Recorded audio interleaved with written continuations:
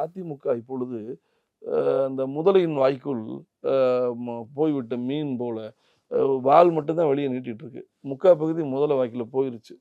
பாஜகவின் பிடியில் பிட்டு பிட்டா அதிமுக போயிருச்சு. இப்ப அண்ணன் ஓபிஎஸ் பாஜகவினுடைய ஆதரவாளராகத்தான் இருக்கிறார்.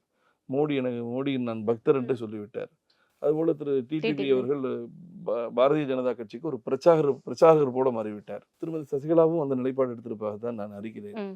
அதுபோக தங்கமணி, வேலுமணி, செங்கோட்டையன், அது மாதிரி நீங்க டீப் வெஸ்ட், சாரி, தென்மேற்கு மாவட்டங்கள், திரு தளவாய் சுந்தரம், ஓகே.